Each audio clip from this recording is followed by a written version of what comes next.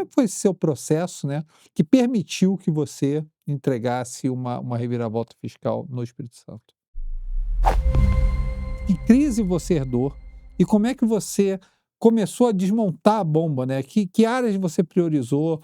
Como é que, por exemplo, que números fiscais você herdou, né? E como é que você foi desmontando essa bomba, priorizando áreas para que você pudesse chegar nos resultados que você chegou? Como é que você, no Espírito Santo, você disse, uma das partes que você fez foi reduzir despesa.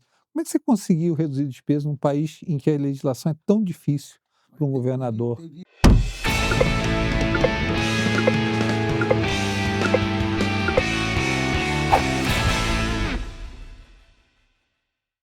Bom dia, boa tarde, boa noite. Estamos aqui para mais um Café com Quiné. Gente, eu tenho o maior prazer hoje. Hoje vai ser um Café com Quiné sensacional, que a gente vai falar do fiscal no Brasil, mas do fiscal do Brasil é uma perspectiva bem diferente do que a gente conversou anteriormente.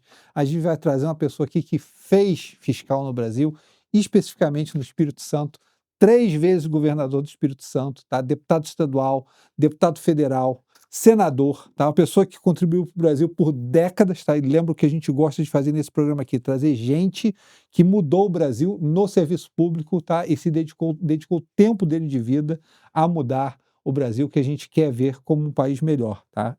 Tenho aqui nada mais, nada menos que Paulo Hartung. Paulo, muitíssimo bem-vindo ao programa hoje. Prazer meu, alegria estar aqui com você e participar do programa e acrescer mais um depoimento aí. Com certeza. E da terra do Espírito Santo, terra do meu querido pai, tá? Terra que eu passei grande parte da minha infância numa fazenda ali, tá? Na eira de café ali, né? Ah, que beleza. Queimando café. Terra do meu coração, Cachoeira de Itapemirim. Obrigado pela tua presença. Paulo, vamos começar um pouco pelo teu legado. Quais foram os valores que você herdou dos teus pais, de família, para que te desse a base necessária, né, para que você buscasse o seu curso superior, para que você buscasse o serviço público? Como é que foi essa história do Paulo? Eu sou filho de uma família da região do Caparaó Uhum. Capixaba, né? Minha mãe de Guaçuí, meu pai de Una, 2 municípios do Caparaó. Eu nasci em Guaçuí, Uhum. mas também vivi um tempinho em Una antes de ir para Grande Vitória. Eu acho que, assim, tanto meu pai como minha mãe, graças a Deus, viva até hoje, né, 92 anos, eles deram contribuições muito importantes na minha formação, na formação dos meus valores, daquilo que eu acredito. Gente que, lutou muito, trabalhou muito, né. Meu pai perdeu o pai. O meu avô morreu, ele tinha 13 anos de idade, né. E é curioso que era ele e mais 3 irmãs, e minha avó Ivarde, que tinha estudos lá Uhum. no interior, ela tirou como, assim, uma meta mobilizadora familiar, dar estudo para os filhos, né. Uma coisa interessante para aquela época, né. Isso é uma coisa que se repete no comportamento do meu pai e da minha mãe, que quando pode nos leva, a mim e meu irmão, para Grande Vitória, Uhum. onde tinha colégios melhores, Uhum. e o objetivo era esse mesmo, era que os filhos pudessem acessar uma boa formação. Então, meu pai pegou um período interessante lá de Vitória, do Espírito Santo. Foi quando foi construído o Porto Tubarão, quando ele Uhum. foi para Vitória. Tinha um investimento forte na região metropolitana. Ele foi para ser comerciante de imóveis, depois virou industrial de imóveis. Quer dizer, eu acho que, essa história de vida familiar, ela ajuda a me formar, Uhum. né, ajuda a construir, na minha visão, valores sólidos Uhum. que estão e estiveram presentes sempre na minha vida. E aí você caminhou nos estudos, em algum momento você deve ter tido um divisor de águas. Você disse: "Eu tenho uma vocação para o serviço público", né. Assim, Como é que foi essa transição? é assim, eu me lembro quando eu cheguei em Vitória, eu fui estudar em escola pública, eu e Uhum. meu irmão é mais velho que eu, Júlio. E rapidamente o meu pai primeiro levou o Júlio para a escola particular e depois a família redobrou o sacrifício financeiro para me levar para a escola particular. Eu fui estudar no colégio salesiano, e que era dos melhores colégios que nós tínhamos em Vitória naquele período. Eu acho que isso conta muito. Eu me lembro de uma conversa do meu pai e da minha mãe, dizendo assim: olha, nós vamos ter que apertar as contas, porque nós vamos ter que dar suporte para os nossos filhos poderem ter uma boa educação, né? E essas coisas a gente guarda para o resto da vida, né? Então, é marcante, né? E eu lá no Salesiano, quer dizer, ali eu me lembro que na reorganização do Grêmio do Colégio Salesiano, era uma coisa muito de literatura, de esporte ainda. Foi feita uma discussão como nós vamos eleger líderes de turma. Eu sei que quando a minha turma foi eleger o líder, eu fui eleito o líder da turma. E depois fui para o colégio de líder, lá o colegiado de líderes. E lá eu fui eleito o primeiro presidente do Grêmio na sua reestruturação. E ali é um exercício diferente do que eu vivi no movimento estudantil na universidade, mas já é uma marca, já é um traço ali de envolvimento. O Grêmio tinha seu jornalzinho, tinha a sua estrutura. Isso tem um rebatimento. Quando eu chego na universidade, é o início da reorganização do movimento estudantil no país, né? E eu participei desse movimento de Que ano reorganização era isso, mais ou menos? 74, Perfeito.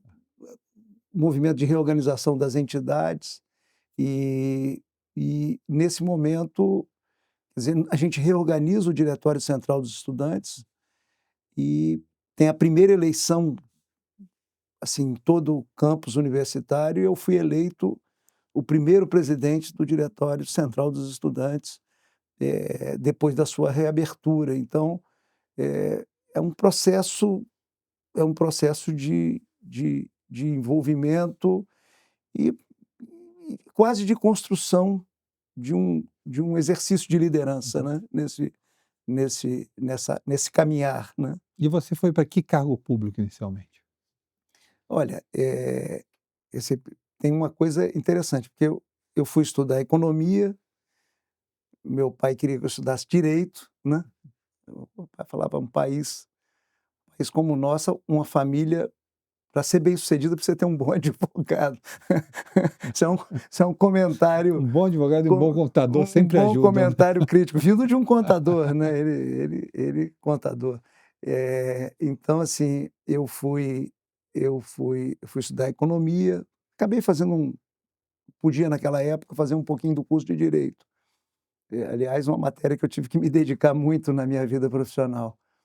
Mas meu pai estava me preparando para sucedê-lo nos negócios, né, na atividade comercial, na atividade industrial, que estava muito bem sucedida. E eu, em algum momento, dei a má notícia a ele que eu ia disputar uma eleição. Estava sendo estimulado, tinha, pela turma que vinha do movimento de juventude, para ser candidato a vereador em Vitória, né? E aí ele ficou muito chateado comigo, porque eu frustrei ali as expectativas dele naquele momento. Mas a candidatura de vereador existiu por pouco tempo, porque, sei lá, um mês depois, ela virou candidatura de deputado estadual. Foi o primeiro cargo público que eu exerci, né? Eu fui eleito em 1982, deputado estadual, já com uma votação muito bonita. Eu fui o quarto deputado mais Com quantos anos votado. isso, Paulo? Acho que eu me elegi com 24 anos de idade, tomei posse, acho que fazendo 25, próximo de fazer 25, muito jovem. Eu fui eleito deputado estadual, depois eu fui reeleito deputado estadual, eu fiz 2 mandatos de deputado estadual, depois eu fui deputado federal, depois eu fui eleito prefeito da capital. Era um era um era um era um era um era um era um passo importante nessa caminhada. Foi aonde a população do Espírito Santo me viu administrador, né, assim, me viu tomando conta Eles tinham a experiência de me ver como um debatedor, legislador e assim por diante. Quando eu termino o ciclo meu na prefeitura, naquele período não tinha reeleição, né? E aí era o presidente Fernando Henrique, que era o presidente da República. Eu fui convidado para a diretoria regional e social do BNDES. Aquele S do BNDES estava sendo reorganizado nessa época. Então foi uma experiência muito legal. Assim, foi uma experiência que eu aprendi muito ali no banco, ótimos profissionais. Quando eu me desincompatibilizei do banco, foi uma tentativa de disputar o governo do estado já, né? Porque eu, como saí da prefeitura como prefeito muito bem avaliado, essa questão estava posta na sociedade capixaba. E aí eu perdi a convenção do partido, né? E acabei saindo candidato ao Senado, né? Não estava muito nos meus planos, virei senador e depois fui governador, fui reeleito governador. Em 2010 terminei o ciclo, achava que já estava fechando essa experiência na área pública, mas quando chegou em 2014, minha mulher fala que eu tive uma recaída, voltei, disputei de novo, me elegi governador e fiz o terceiro mandato. São 8 eleições, 8 mandatos, 32 anos de vida pública, assim, e as pessoas me perguntam assim, não, cansativo, não sei, nada, não tem nada de cansativo, foi gratificante. O setor público é um lugar que você escala soluções, você imagina assim, você leva escola para onde não tem escola, você leva hospital ou equipamento médico para onde não tem hospital, equipamento, você leva estrada aonde não tem uma estrada que possa escoar uma produção, você leva conectividade onde não tem conexão, quer dizer, é uma experiência que você mexe com a vida das pessoas e eu adorei minha passagem pela vida pública e tenho saudade, né? Assim, porque não, cansou, não tem saudade, mas acho que cumpri um ciclo importante e depois eu passei a ajudar a formar líderes aí no Renova BR para colocar meninos e meninas na vida política brasileira, colocar sangue novo, ideias novas e ajudo aí, sou coach, ajudo a formar novas lideranças para esse novo tempo que nós estamos vivendo. Você, na parte executiva, né, você começou como prefeito de Vitória e depois governador do Espírito Santo. A sua gestão é conhecida como uma gestão em que você fez mudança significativa na parte fiscal do Espírito Santo, né?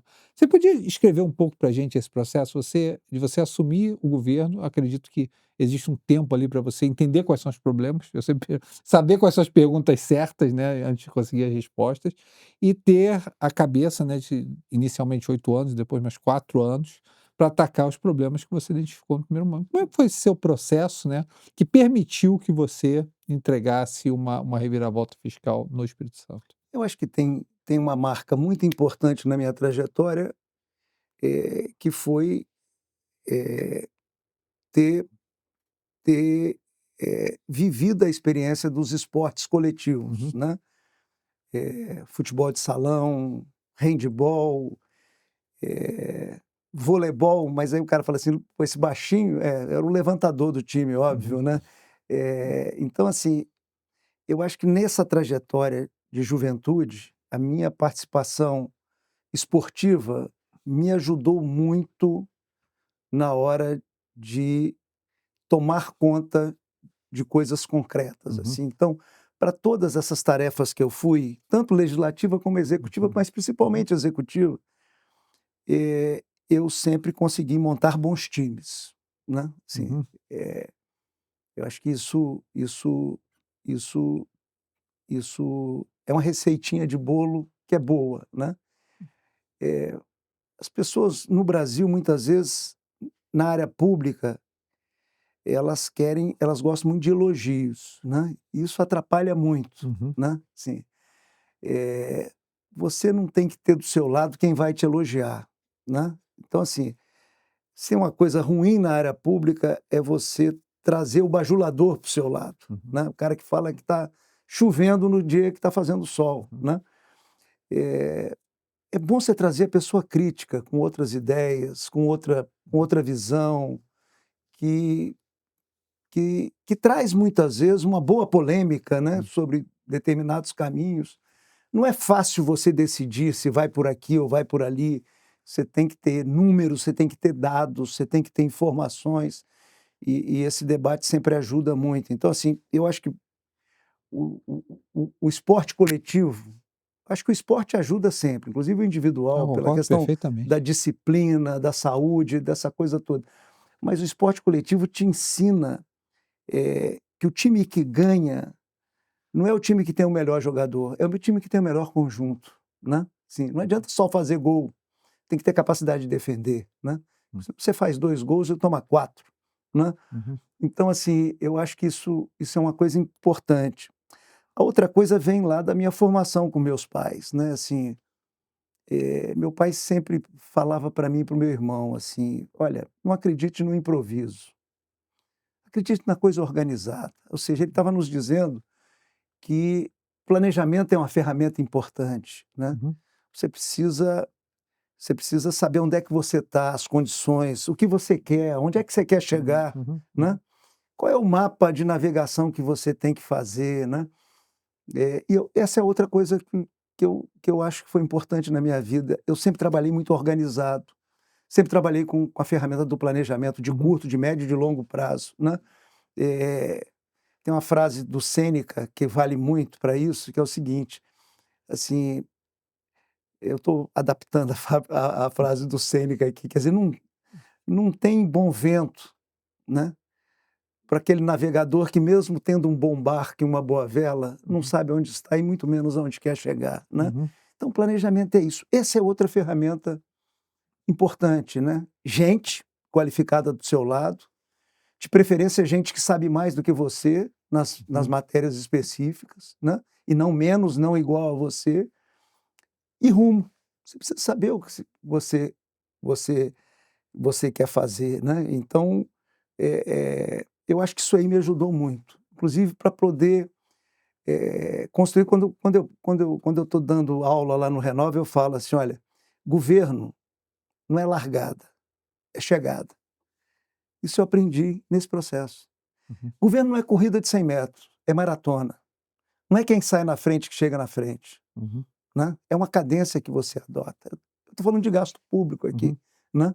Quer dizer, como é que você organiza, né, esse processo. Então, eu acho que a vida, né, a família, a vida esportiva, os professores, a rua, né, Uhum. os corredores da universidade, foram me ensinando coisas, Uhum. né, que eu acabei aplicando, né. Se eu fui herdeiro, talvez, uma das maiores crises da história capixaba. A maior crise talvez tenha sido a erradicação dos cafezais. Uhum. Talvez a segunda maior crise seja essa que eu herdei como governador eleito, né. Corrupção, desmando, folha de salário atrasada, máquina pública sucateada, crime organizado. Eu herdei e consegui, eh, na linguagem do sambista, né, pegar o Espírito Santo junto com a sociedade, levantar, sacudir a poeira e dar uma volta por cima, Uhum. né, quer dizer, de patinho feio do país que nós éramos há um tempo atrás, nós viramos aí, um bom exemplo em várias questões, né, ranqueado no Tesouro Nacional como um bom pagador, um bom desempenho na educação, com um bom desempenho, na saúde, sabe, com a melhoria de infraestrutura, com a atração de investimentos, nas diversas áreas. Então, mas eu acho que é isso, são elementos da vida, da família, da escola, da até do lazer, da Uhum. prática de esporte que você vai juntando na formação. E essa coisa do espírito público, eu acho que tem muito a ver com meu pai e minha mãe, sabe, assim, governo não é dos governantes, né, Uhum. não é nem dos governantes, nem dos parentes dos governantes, nem dos amigos dos governantes. Governo é de quem paga impostos, né, governo é do cidadão, você precisa ter respeito por essas questões. Então são valores que foram sendo Uhum. cristalizados na minha vida e que eu tive a oportunidade, aliás, volto a dizer, oportunidade magnífica Uhum. de poder colocar em prática isso dentro da vida de uma coletividade, né? Explica um pouco pra gente, Paulo, que ano era isso? Quando você chegou no Espírito Santo, explica um pouco pra gente, que ano era isso? E que crise você herdou? E como é que você começou a desmontar a bomba, né? Que áreas você priorizou? Como é que, por exemplo, que números fiscais você herdou, né? E como é que você foi desmontando essa bomba, priorizando áreas para que você pudesse chegar nos resultados que você chegou? Nós estamos falando de 2002, Aham. da eleição de 2002, Certo. foi quando eu fui eleito governador.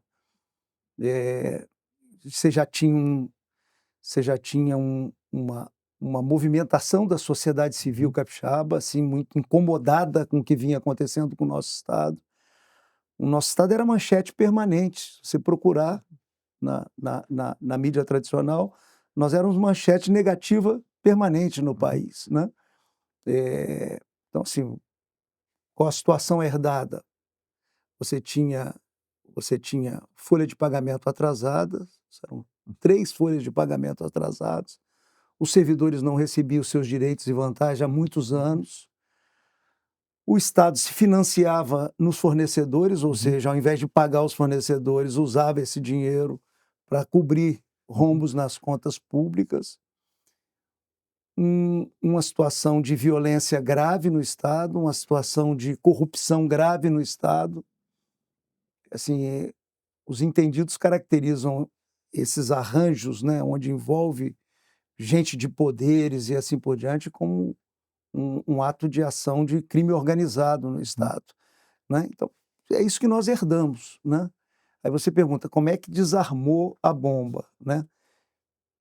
Com apoio da sociedade, e eu contei com muito apoio da sociedade, com um bom time, com um bom planejamento, priorizando um passo de cada vez. O que que Uhum. precisava? Precisava arrumar a Qual casa, era a principal prioridade? O que você precisava identificou como colocar a prioridade? folha de pagamento dos servidores em dia, Como é que você resolveu isso?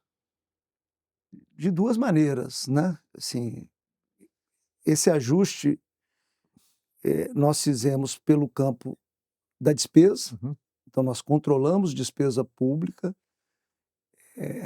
isso aí, assim, cortou despesa pública, e a receita do Estado estava aviltada Uhum. por uma série de expedientes, eh, que beneficiavam pequenos grupos de interesse. Hum. Então, nós fomos e mexemos nessas 2 peças, né? Diminuímos despesa e recuperamos a receita que estava aviltada, né? As pessoas dizem que no Brasil é muito difícil. Vendemos um ativo. A gente tentou vender o banco para o Banco do Estado, para o governo federal, ele não quis comprar, porque a situação do banco era dramática também. Então nós vendemos um ativo, nós vendemos um pouquinho de royalties futuro, isso é uma parcela pequena, assim, só para você ter noção, nós tínhamos uma dívida de curto prazo com funcionário público, fornecedores, que significava lá atrás, sabe, 1,4 bilhão. Hum. Assim, isso era o número lá de trás. Nós temos uma venda de royalties parcelada para receber de 300 milhões. Então, Hum.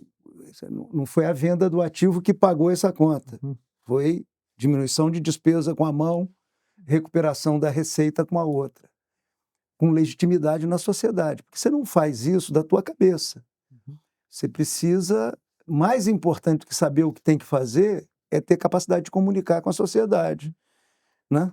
E não adianta falar só para fora, tem que falar para dentro também, porque o funcionário público precisa entender Hum. essa lógica, né?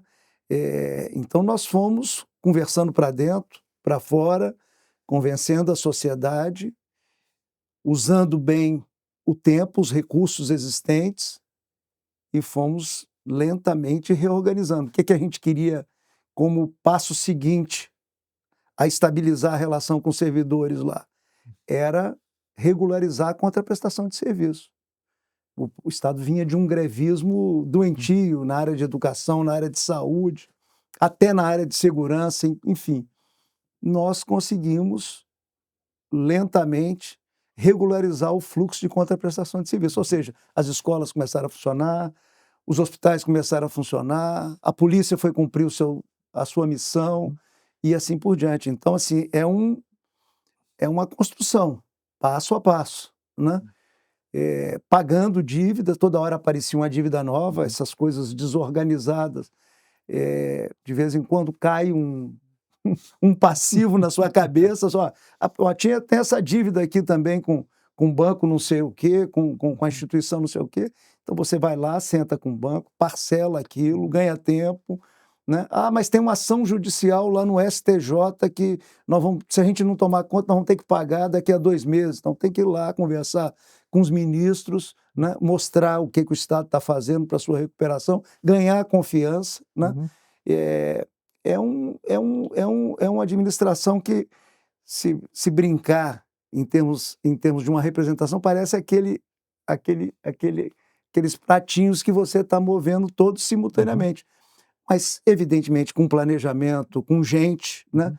Eu acredito muito nas máquinas, as máquinas maravilhosas do nosso tempo, mas eu sempre digo que elas não substituem o ser humano, não substitui o líder, não substitui a pessoa treinada, preparada, né? Com capacidade técnica, com sensibilidade social e política, não substitui. Então, você precisa ter gente, né? Com um time, com planejamento, com a visão de que não dá para dar 10 passos, você vai dar um passo de cada vez, vai fazer uma grande caminhada, né? E vai chegar aos seus objetivos, você vai reestruturando, né? É uma história bonita. O INSPER, há alguns anos atrás, contratou um estudo, um livro, né? Contando essa história. Hoje essa história está em livro, né?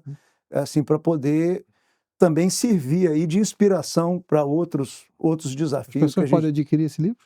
Claro, eu vou presenteá-lo com esse livro. Vai ser bom. Então, está lá documentado, alguns professores Qual o nome do livro? conhecido, é o Espírito Santo, Espírito Santo. contando a história nossa. Assim, e assim, é uma boa experiência também, assim, porque diante de uma situação muitas vezes dramática, você tende a, como ser humano, a achar que as coisas não têm solução, né? Eu acho que as coisas têm solução, sim. Depende de você se organizar para enfrentar, né? Ter gente, né? Acho que o melhor recurso aí é o recurso humano, né? Para bolar soluções. Muitas Sabe que o vezes Maílson esteve aqui e falou a mesma coisa. não é por Falou um caminho exatamente a mesma óbvio que coisa. todo mundo faz, você tem que achar um caminho novo, né? Como é que você traça e o Estado andou para frente. Depois você vê assim, na minha trajetória eu vi o Rio de Janeiro quebrar do meu lado, né? Alguns anos atrás, quebrar, literalmente. Um estado que uma parte dele já foi a capital do Brasil, quebrou. Depois, do meu lado, quebrou Minas Gerais, não conseguia pagar suas contas, né? E o Espírito Santo lá, já nesse momento, na primeira posição do ranking do Tesouro Nacional em termos de contas públicas do país, né? Então, assim, quem te viu e quem te vê, né? Mas assim, não é uma obra de um salvador da pátria. Eu não acredito nessa conversa de salvador da pátria, infelizmente. Tem muita gente que acredita nisso no Brasil e fica procurando a cada eleição um novo salvador da pátria, sabe? Não é obra de um salvador da pátria, é uma obra coletiva, né? Eu tive importância nesse processo como líder, claro, mas assim, não tem eu nessa história, tem nós, né? Porque a sociedade veio junto, a sociedade apoiou, né? Passamos perrengues e momentos muito complicados, né? Você imagina, no início dessa caminhada, foram lá matar um juiz, doutor Alexandre, assim, mataram um juiz no meio da rua. Eu começando essa caminhada, tudo para desestruturar o que eu estava fazendo, quer dizer, e a sociedade se uniu, né? Assim, para que o Estado seguisse em frente, né? Um juiz, inclusive, combativo, que combatia o crime organizado no Estado, quer dizer, um jovem juiz, quer dizer. Então, assim, é um desafio, mas eu volto a dizer, se eu posso dar uma palavra positiva, é que tem solução para as coisas, tem caminho, né? O que nós precisamos é acertar o rumo. Eu brinco assim, no Brasil é muito comum, assim, Você entra numa encruzilhada que de um lado está o certo, do outro está o fácil, né? O Brasil é danado para apertar o botão do fácil. Agora, já chegou o tempo da gente concluir, olha, esse botão aqui não funciona. Né? Esse leva à inflação, esse leva a desemprego, esse leva a baixo crescimento econômico, esse leva a esse país desigual, absurdamente, vergonhosamente desigual que nós temos. Esse não é o caminho. Nós temos que testar o certo. Ah, mas o certo esbarra em interesses, tem que contrariar. Não adianta, não faz omelete sem quebrar ovos, né? Você sabe que o Warren Buffett tem uma frase maravilhosa, que ele diz: a estrada certa está sempre vazia. Aqui no Brasil, então, sabe, é extremamente vazia. Nós temos que ousar, assim, sair desse lugar comum do fácil e ousar no caminho certo, né? E vir com a população junto, que a população tem que vir junto, porque senão você não quebra os privilégios, né? Eu vi o Janete outro dia, numa palestra dele, ele dizendo que 2 países que sofreram muito na guerra, Alemanha e Japão, depois da guerra, todos decolaram. E países que ganharam a guerra, depois da guerra, estagnaram ou tiveram um crescimento medíocre. E ele dizendo no caso do Reino Unido, por exemplo. Né? O Reino Unido, ele dá como exemplo o Reino Unido. E depois ele mostra a Margaret Thatcher lá na frente, o que ela faz. Quer dizer, qual a diferença? A guerra nos países que foram destroçados destruíram também os lobbies, destruíram também aqueles grupos de apropriação do Estado, né? Limpou a área e pôde reconstruir um outro caminho. Tem hora que não tem jeito, o Brasil precisa fazer isso, né? Você não pode ver assim um IVA, que nós passamos a vida inteira lutando para ser implementado um IVA no país, para substituir esses impostos do consumo, entre eles o ICMS, e ver a tramitação no Congresso, assim, cada um vai lá e vira exceção. Aí, mas como é que faz com essa exceção? Vira alíquota. Como é que você vai ter um IVA com 28% de alíquota? Quer dizer, a maior alíquota do planeta, quer dizer, é repetitivo o erro no nosso país, né? E o erro que sempre agasalha não o interesse coletivo, agasalha o interesse de um pequeno grupo que tem lobby, que tem poder, que tem articulação e assim por diante. Nós precisamos que uma hora o lobby que funcione seja o lobby dos brasileiros, das brasileiras, sabe, do norte, do sul, do sudeste, do centro-oeste e assim por diante. Quer dizer, eu acho que esse é o desafio. De certa forma, lá no Espírito Santo, na hora que nós fomos para o buraco, né? Fomos para o buraco sem corda, né? Como o povo fala na roça, abriu essa possibilidade da gente mexer em coisas que eram tabus, né? Reformar coisas que no dia a dia, não mexe nesse interesse, não mexe nessa... Quer dizer, que na verdade são interesses particulares. O que nós precisamos fazer é a prevalência do interesse público, do interesse coletivo. O Brasil, assim, eu sou muito otimista com o Brasil, assim. Aliás, tem que ser otimista, porque um país aguentar os desaforos que o Brasil aguenta, né, tem que ser otimista. O Brasil é um país que, se você olhar o mundo, olhar 10 países com o maior potencial do mundo, o Brasil está entre eles. Quer dizer, a resposta que precisa ser dada é clara. Por que um país com um potencial desse vive ainda privações, desigualdades, né, sociais, como nós vivemos? Assim, é porque a gente está trilhando muito o caminho fácil e a gente nem sequer flertou ainda com o caminho certo, com força, né, que é o que nós precisamos fazer. Deixa eu fazer uma pergunta para você. Todo mundo fala no Brasil, e é verdade, né, que é muito difícil reduzir gasto público. Tá? Uma das coisas que a gente vive com esse déficit no momento, as pessoas dizem, poxa, mas é tão difícil, cláusulas pétreas e orçamento engessado. Como é que você, no Espírito Santo, você disse, uma das partes que você fez foi reduzir despesa. Como é que você conseguiu reduzir despesa num país em que a legislação é tão difícil para um governador? Teve ano que nós não corrigimos a folha de pagamento.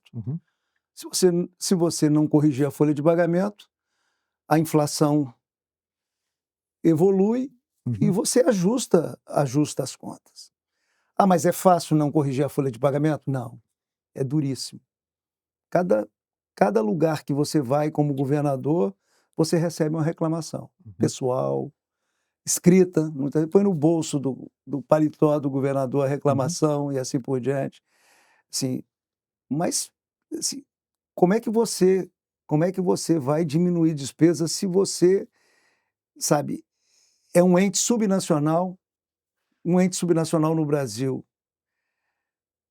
ele não emite dívida, quem emite dívida é o governo central, o governo federal. Você não emite dívida. Como é que você vai ajustar essa? Você tem que acertar a receita e despesa. Então, assim, tem que conversar muito. As pessoas falam comigo assim, não, mas você vai lá, conversa, a pessoa não te ouve, né? Eu aprendi cedo, se eu falo e o interlocutor não está me ouvindo, o problema não é dele, o problema é meu. Eu tenho que saber uma forma que eu tenho que conversar que chegue nele, né? A minha narrativa tem que ter capacidade no mínimo, Se conectar. sabe, conectar ele, sentir que tem boa fé da minha parte naquilo. Eu não estou querendo tirar nada dele, eu estou querendo consertar as coisas que precisam ser consertadas. Então, assim, como é que faz ajuste? Faz por aí. Uma reforma da Previdência, como nós fizemos, é ajuste, né? É uma forma de ajuste. Você introduziu idade mínima. O Brasil já tinha que ter introduzido idade mínima desde lá de trás. Fernando Henrique tentou, perdeu por um voto, sabe? Você introduziu. Ao introduzir idade mínima, você freia o processo de aposentadorias precoces. Nós estamos vivendo mais. Tem que conversar com a população. A ciência está fazendo a gente viver mais, né? Exames, remédios, preventivo, né? Assim, então, nós estamos vivendo mais. É normal você chegar numa família hoje e ter um membro da família com 90 e tantos anos, 100 anos. Isso antigamente era muito raro, né? Então, assim, o sistema previdenciário tem que se ajustar, porque ele foi feito para aquela expectativa de vida baixa. Hoje a expectativa de vida está só subindo, né? Graças a Deus está subindo, vamos deixar claro, sabe? Mas você precisa ajustar. Então, como é que você vai fazer aposentadoria precoce onde o aposentado vai viver mais tempo de aposentado do que do tempo que ele contribuiu para o fundo de aposentadoria? Não é possível. Então, mas tem que conversar, né? Eu acredito muito no diálogo, acredito muito na capacidade de convencer as pessoas de boas causas. Eu me lembro quando eu cheguei aqui em São Paulo, quando eu terminei esse último governo, que eu vim para São Paulo trabalhar na iniciativa privada, pegando táxi, pegando Uber e conversando. Toda vez que eu entro num lugar, eu converso com as pessoas, que eu gosto de ouvi-las.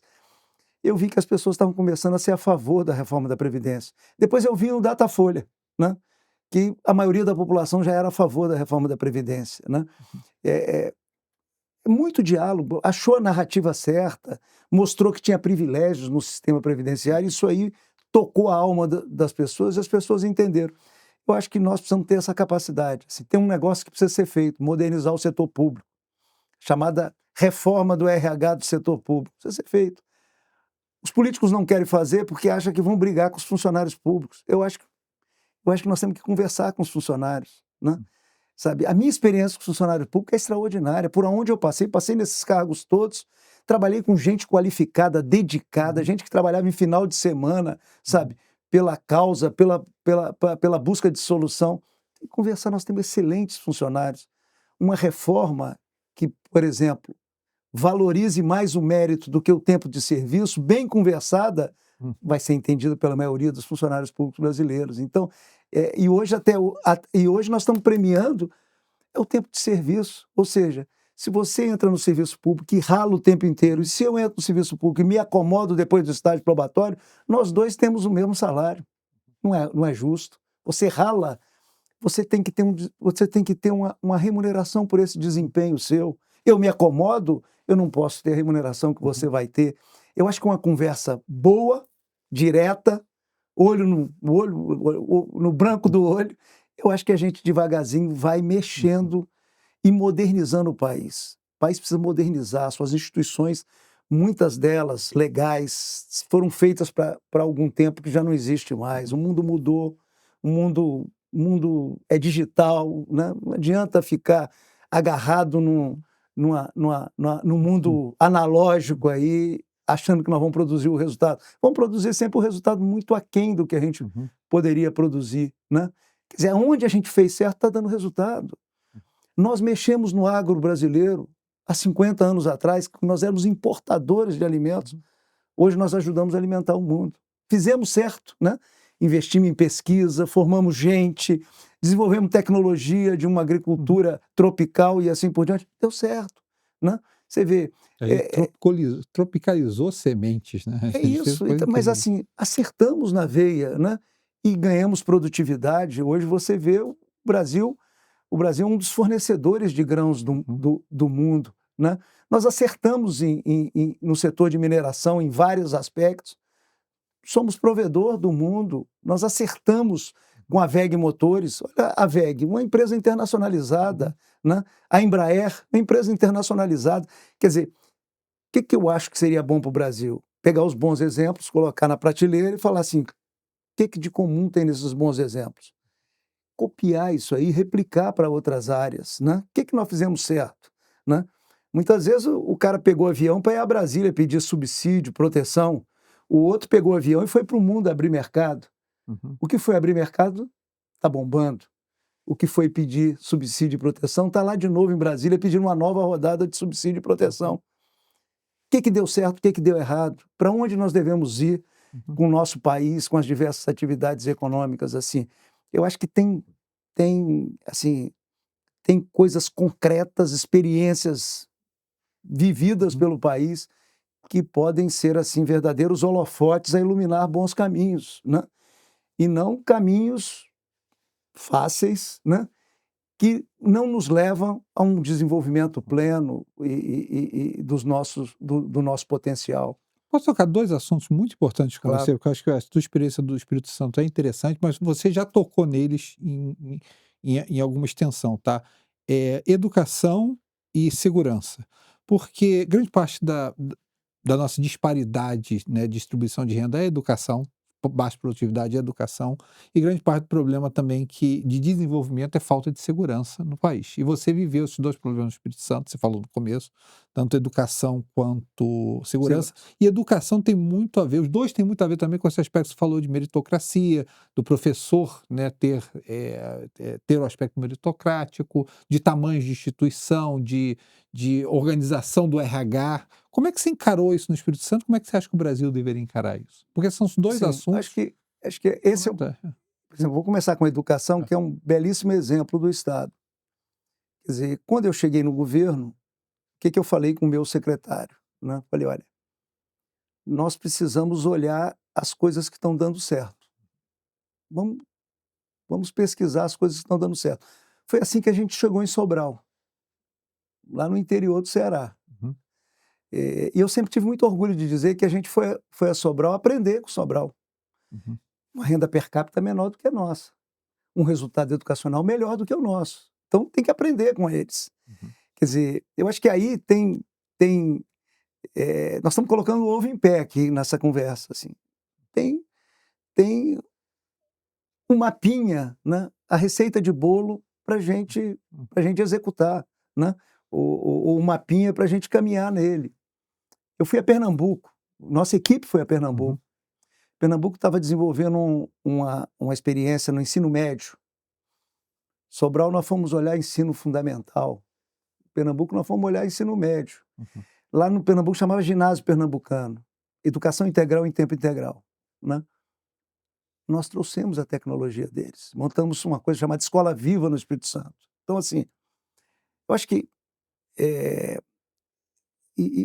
segurança pública é a mesma coisa, eu chego lá. Quer dizer, fomos beber das boas experiências. Não, tudo bem, nós precisamos ver o que Singapura está fazendo na educação. Eu fui ver. Passei lá 2 dias visitando a estrutura educacional de Singapura. Se aprende muito. Mas a grana que eles têm, nós não temos. Sabe? O volume de recursos que eles têm para alocar, nós não temos. Então, assim, lá serve para inspiração. Aqui não, você vai ver uma experiência que está no Pernambuco, ou no Ceará, ou no Espírito Santo, ou no Rio Grande do Sul, coisa que você pode implementar, porque a realidade é muito similar, né? E foi isso que nós fizemos, assim. Todos os nossos programas foram uma certa adaptação das coisas que estavam dando certo. é assim que nós estamos melhorando a educação no Espírito Santo nesses últimos anos. Assim, segurança é a mesma coisa. Assim, quer dizer, vamos olhar o que está dando certo no país. Eu me lembro da experiência de Minas Gerais, de colocar numa mesma sala, numa mesma mesa, a Polícia Civil e Militar para trabalhar juntos. Você sabe que nós temos 2 agências policiais nos estados que mais competem do que cooperam. Uhum. Então, assim, coloca para sentar junto, coloca o painel com os indicadores, homicídio, roubo, furto, sabe? Geoprocessa isso para saber em qual território está acontecendo o maior índice de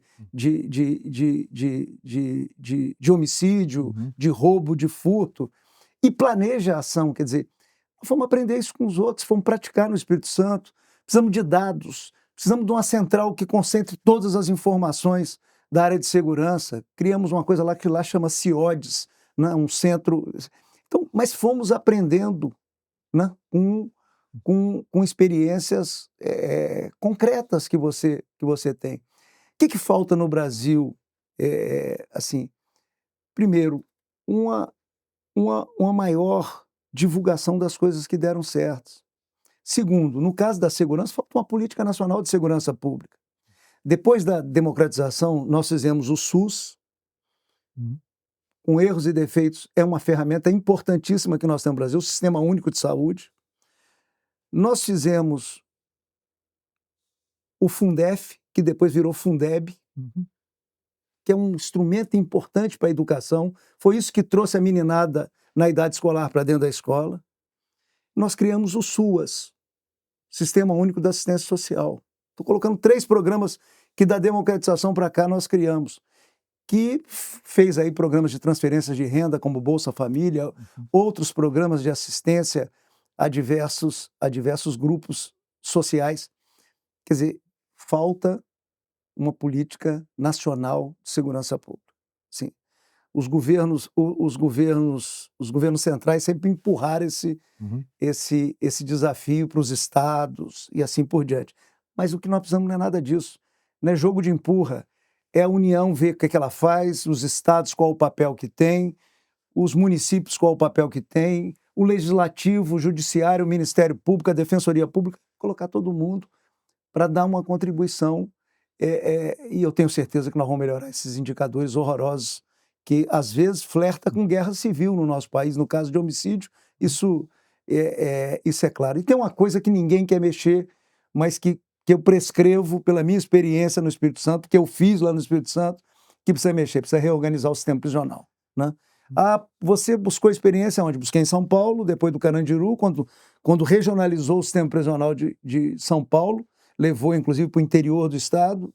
Eu aprendi muito com a experiência de São Paulo e aprendi com experiências internacionais, como a experiência da Espanha e assim por diante. Então, assim, eu acho que assim, tem uma coisa que as pessoas não gostam no Brasil, principalmente os líderes políticos, falar que copiou alguma coisa de alguém, mas eu acho que nós precisamos aprender a copiar, né? Copiar, adaptar as boas experiências, dar crédito a quem fez primeiro do que a gente, sabe? Porque eu acho que a gente cresce, né? E aí a gente corta caminho no bom sentido, né? Cortar caminho, muitas vezes, eu tenho um sentido ruim para danar. Corta caminho no bom sentido de diminuir as distâncias nossas no resultado de políticas públicas. Mas eu acho que tem muita coisa no Brasil rodando positivamente. Nós vamos juntar isso aí e de certa forma, escalar essas boas experiências Brasil afora. Dá uma ideia para a gente, Paulo, porque você não foi só um executivo, você foi o senador da República, você viu o lado do legislativo, você viu Brasília do lado legislativo, quer dizer, sem o poder executivo, mas dentro do legislativo, e você entende da administração pública, você sabe que tem que ser feito em loco, tem que ser feito na prática, né? Juntando a tua experiência legislativa e executiva, olhando para Brasília hoje, né, e pensando que a gente tem desafios grandes no Brasil, né? A gente tem uma posição fiscal que provavelmente não aguenta até 2027, como está sendo levada no momento. Se eu te desse a caneta, Paulo, o que você acha que tem que ser feito assim de primordial e como é que você elencaria as necessidades do Brasil no Assim, momento? eu vou te dizer o que eu ouvi de um líder político extremamente importante do país. Eu ouvi porque, na verdade, eu fui levado para uma reunião que não era minha, era do governador saudoso governador Camata com o então governador de Minas Gerais, Tancredo Neves, né? E ele estava se preparando para assumir a presidência da República. E ele disse, olha, eu, antes de tomar posse, vou montar minha base no Congresso Nacional, a base de apoio, a base do governo, de apoio ao governo que ele pretendia realizar. E vou montar essa base discutindo um programa para o país, né? Eu acho que isso é que falta, né? Não precisa de caneta. Você está me dando caneta, eu já te devolvi a caneta, eu estou colocando as minhas ideias aqui. Assim, é muito comum no Brasil a pessoa falar assim, ganhei o governo, ganhei o poder. Não ganhou. Na democracia não é assim. Você ganha eleição, né? Mesmo que for no primeiro turno, você ganha um pedaço do poder. Tem outras partes. Você precisa ter consciência disso, né? Tem o parlamento, tem o judiciário, tem as instituições como o Ministério Público, muito importante no nosso país, Defensoria Pública, e você ganha um pedaço do poder. Tem a sociedade, né? Um governo precisa ter apoio institucional e apoio social. Apoio da sociedade e apoio das instituições. Você precisa compor isso, né? Quando você olha um presidente que toma posse e não monta a maioria no parlamento, sabe, é um governo que não vai dar muito certo e vai fazer muita coisa que não vai ajudar os brasileiros, né? Quando você vê um governo que monta a base no parlamento, ele vai entregar muito, né? Essa é uma coisa que nós temos que aprender. Tem muito preconceito em relação a isso. As pessoas acham errado o presidente compor com o parlamento o seu governo, mas acha certo o primeiro-ministro da Alemanha chamar partidos que são adversários na eleição para compor um governo, senão não governa, né? Na Alemanha, todo mundo acha bonitinho. Aqui tem que ser diferente. Quer dizer, Jânio Quadros tentou assim, deu errado. Collor de Mello, que está vivo, tentou assim, deu errado, né? Bolsonaro só compôs base, e mesmo assim uma base não tão forte, no meio do governo, né? Lula fez uma base que os aliados dele olham e falam, não, os ministérios importantes você manteve para o seu partido, né? Isso não funciona, é um jogo de desconfiança o tempo inteiro. Você precisa montar um governo que o sucesso dele seja partilhado com seus aliados, né? Se você falar assim, você fez isso no Espírito Santo? Isso que nós fizemos no Espírito Santo. Nós trabalhamos, olha, eu trabalhei como prefeito com maioria na Câmara Municipal. Aliás, usei uma parte da conversa com o doutor Tancredo. Antes de tomar posse, eu montei minha base na Câmara de Vereadores. Chamei os vereadores, sentei, conversei, ouvi coletivamente, depois ouvi os grupos de vereadores e vi mais ou menos como a gente podia compor um trabalho conjunto, né? Eu acho que esse exercício, nós estamos aí com um déficit grande no nosso país. Então, assim, você me deu a caneta, mas eu devolvi, porque quem poderia me dar essa caneta não me deu, que seria o povo brasileiro, né? Até que eu queria. Não vou mentir, não, porque meu coração não é dado a esconder as coisas. Assim, mas eu não recebi. Mas, assim, a minha experiência me permite observar essas coisas, né?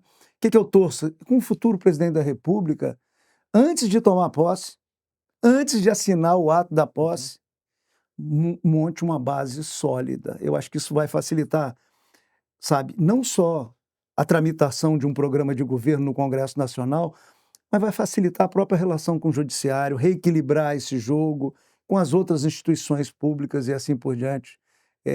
E vai permitir que a gente ande um pouco mais rápido, né? Que o Brasil não precisa só andar, precisa andar rápido para recuperar tempo perdido, oportunidades perdidas, né? Eu sempre lembro da frase do velho Roberto Campos, avô, que falava que o Brasil não perde uma oportunidade de perder oportunidades, né? Então, nós precisamos virar essa coisa, precisamos superar isso aí e ter capacidade de recuperar o tempo perdido, né? Para isso, nós precisamos de gente, por isso que a gente está lá no Renova, batalhando para formar jovens, ter gente, ter líderes, Conta né? um pouquinho dessa história, conta dos trabalhos que você faz no Renova e se você está otimista com isso. Tô otimista, acho que está formando devagarzinho uma outra geração de líderes no país. O Renova é uma plataforma recrutando meninos e meninas em cada ciclo eleitoral para dar formação, ensinar, falar em público, ensinar a operar as redes sociais nesse mundo digital que nós estamos vivendo e que tem um impacto na política muito grande. Ensinar a negociar, né? Porque se uma vez eleito, você precisa aprender a negociar, você precisa aprender que o ótimo, muitas vezes, é inimigo do bom. E muitas vezes o bom é um passo que estrutura para você chegar no ótimo um pouco mais à frente. Então, isso a pessoa acha que isso é dom, nasce assim. Não Não é. nasce, é treinamento. Não é. Você aprende a fazer. Então, é uma escola. Só que a gente, lá, o Edu Mufarrege, quando criou o Renova, com os precursores, eu entrei depois, eles pensavam em formar meninos e meninas para disputar a eleição. Tem um efeito colateral disso super interessante. Alguns que não disputaram a eleição ou que disputaram e perderam viraram diretores de departamento de prefeitura, secretário de Estado, secretário municipal, e essa formação acabou ajudando a formar líderes para o setor público brasileiro. Então, Isso é importante, uma não coisa... precisa ser eleito, né? Não precisa ser eleito, assim, você treina e daqui a pouco você está praticando como secretário de meio ambiente de uma prefeitura municipal. Você vê o secretário de meio ambiente de uma prefeitura municipal, é um secretário importante. Então, assim, eu acho que é isso, é formação. Qual é meu sonho? Meu sonho é que no futuro os partidos políticos usem as fundações partidárias para recrutar e formar meninos. Inclusive porque os partidos têm dinheiro público para fazer isso. O Renova BR não, Renova BR é 100% doações privadas de pessoas que estão aí querendo ver o país, sabe, deslanchar e andar e assim por diante. Mas, Paulo, você, logicamente, não precisa conversar muito com você para sentir a quantidade de energia que você tem, a paixão que você tem pelo que você faz. Hoje você não está no serviço público, hoje você está no Instituto Brasileiro da Árvore, né? Como é que é essa jornada para você? Como é que foi sair do serviço público, estar agora no setor, vamos chamar, privado, tá? E quais são suas ambições? O que você ainda acha que o Paulo tem a contribuir aí para o futuro do Brasil e como é que você vê seu papel hoje na sociedade? Assim, vamos fazer um resumo aqui, tuitando a moda antiga, né? Quer dizer, eu quando terminei minha jornada na prefeitura, naquela época não tinha reeleição para prefeito, né? Então, eu lancei um sucessor que foi eleito e eu fiquei sem mandato. Uhum. E aí eu tive uma experiência que eu já falei dela aqui, que foi espetacular na minha vida. O presidente Fernando Henrique me convidou para ser BNDES. diretor do BNDES, né? Foi muito... Eu aprendi muito ali, né? Aliás, eu aprendi muito em todas essas funções que passei. Quer dizer, depois eu volto para disputar o governo, perdi a convenção. Eleição eu nunca perdi, mas perdi uma convenção partidária. E aí virei senador da República, sabe, e depois peguei o ciclo de governador, né? Senador, governador, governador. 2010 eu termino o meu primeiro ciclo de governador, depois tem o segundo. E aí eu vou para a iniciativa privada, né? Eu fui ser conselheiro da IDP Brasil, né? Energias, é uma área de energia muito legal, assim, aprendi muito, estudei muito. Fui conselheiro da Veracel, que é do setor que eu estou atualmente, né? Foi também uma experiência muito legal. Depois eu volto para o governo. Quando eu estava saindo do governo em 2018, eu recebi convites aqui de São Paulo para trabalhar na área privada e um desses convites é esse que eu estou presidindo, a IBA. O que é IBA? IBA são todos que plantam árvores no Brasil, né? Para fins industriais, para virar papel, né? Celulose, papel, para virar móveis, para virar roupa. Roupa a partir da árvore, viscose é 100% árvore. Então, assim, é esse setor. Plantam, colhe, transformam, né? E também aqueles que plantam árvores para fins de restauração de nativas. Você vê que tem vários projetos nascendo, sabe, em diversos biomas, por exemplo, na Mata Atlântica, lá no sul da Bahia, tem experiências interessantes. Aquilo que era Mata Atlântica antigamente, que virou pasto, e virou pasto degradado, agora está sendo adquirido e virando de novo Mata Atlântica, né? Plantando as essências da Mata Atlântica, um trabalho bonito. Aí você vai lá e vê que a flora volta a fauna também. É um trabalho lindíssimo, assim, vale a pena ver. Eu fico até emocionado de falar. Então, eu tô presidindo esse setor que planta árvores no Brasil. Nós estamos plantando 1.800.000 árvores por dia, né? O número é espetacular, 1.800.000 árvores por dia. O setor, na área comercial dele, que ele planta, colhe e replanta, ele usa 10 milhões de hectares. Só para a gente ter um número, pecuária usa 160 milhões de hectares, ele usa 10, mas ele, no uso da terra, ele é um diferencial, porque ele usa 10 e preserva de áreas nativas quase 7, 6,9 milhões de hectares. Então, é um setor muito interessante. Lembrar que esse 1.800.000 árvores que está plantando todo dia, faça chuva, faça sol, seja feriado, seja final de semana, quando cresce, sequestra e estoca carbono. É tudo que nós precisamos na equação do clima, né? Então, assim, é um setor legal, estou gostando muito, né? Sim, é uma experiência bacana, né? E você fala assim, para frente, né? Quer dizer, eu continuo, desde que vim para cá, a IBA me contratou, mas me deixou com toda a liberdade para ficar no debate nacional. Então, você está aí me vendo, escrevendo artigos, dando entrevista, debatendo temas que são importantes do país, né? Quer dizer, muita gente pergunta assim, você saiu da política? Eu falo, não, da política eu não vou sair nunca. Eu não estou disputando mandatos. A política mandatos. não saiu de você, né? Sai. Eu não estou disputando mandatos eletivos, é diferente. A política, nós estamos aí trabalhando, olhando o Brasil, vendo a possibilidade de melhorar o nosso país, melhorar as nossas regiões e assim por diante. Então, eu sou um militante. Acho que eu vou até o último dia da minha vida tentando dar contribuições para melhorar o nosso país, para melhorar o nosso planeta, porque nós estamos conectados no mundo. Na questão climática não tem solução num país, nós precisamos de uma solução multilateral, né? Não é unilateral, né? Então, eu sou um militante dessas boas causas, né? E eu acho que eu posso ajudar, inclusive, no sentido de estimular as pessoas que muitas vezes estão desanimadas, na iminência de jogar a toalha, para mostrar que não precisa jogar a toalha, né? E não precisa ficar desanimado, né? Tem caminho para as coisas, para a vida da gente, para a empresa da gente, para a prefeitura, para o município que a gente vive nele, para o estado que a gente vive nele. Evidentemente que precisamos mudar. Entre o fácil e o certo, precisamos tomar o caminho certo, porque é esse que dá resultado. E não é resultado de voo de galinha, porque o Brasil também se acostumou com esse negócio de resultado de voo de galinha. Não tem como crescer, vai lá, injeta estímulo, faz um crescimento artificial, daqui a pouco nós estamos numa recessão econômica. Olha o que nós vivemos agora recentemente, 2015, 2016. A maior recessão da história econômica do país.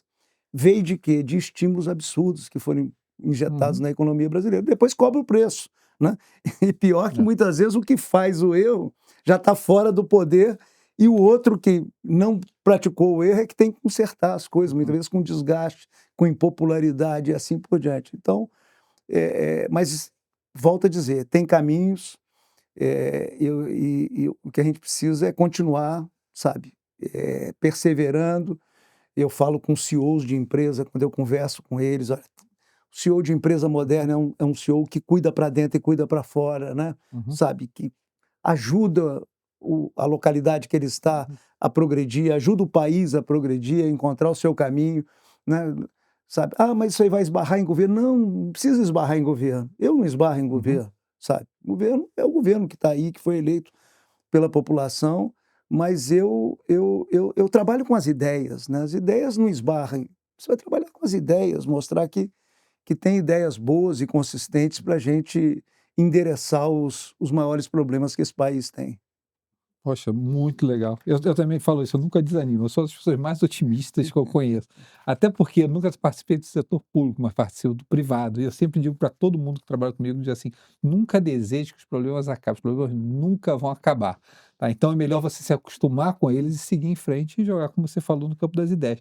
Deixa eu dizer, Paulo, para a gente fechando, tá? Já está com mais de 1 hora de programa, né? Só para a gente ir fechando, duas mensagens, tá? Uma mensagem principal, para a pessoa jovem que está vendo esse programa. Muitas pessoas que vêm a esse programa são pessoas que querem aprender mais de investimentos, querem aprender mais do Brasil, querem um país melhor, né? Para essas pessoas que estão ingressando hoje no mercado de trabalho, você falou coisas importantes aqui, coisas que eu falo para meus filhos. Eu digo assim, filho, não entra no skill duro, na capacidade dura agora, não, porque a máquina vai fazer isso rapidamente para você, cálculo, Sim. planilha.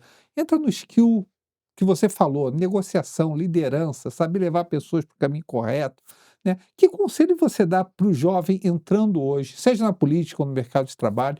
Que características você acha que ele tem que desenvolver? E um livro, uma literatura ou um conjunto de ideias que você acha que ele tem talento para estar melhor informado? Então, vamos por parte como Jack, É. né. Assim, eu acho que tem 2 características importantes, né. Primeiro, saber ouvir, Uhum, né. Assim, Deus nos fez com 2 ouvidos uhum, e uma boca, né. Eu acho que, eh, muita coisa interessante que eu fiz na vida, eu recolhi na rua, no dia a uhum, dia, uhum, nas reuniões, nos encontros que eu participei, né. Eh, quer dizer, eu acho que você é o CEO da empresa, mas você vai lá no chão de fábrica e conversa com uhum, aqueles operadores lá que estão lá na ponta, uhum, você vai aprender muita coisa. Você vai voltar com ideias novas na sua cabeça e assim por diante. Então, um conselho é aprender a ouvir, né? Porque muitas vezes as pessoas ficam encantadas com si próprio, né? Isso precisa ter uma, uhum, uma vacina para isso, né?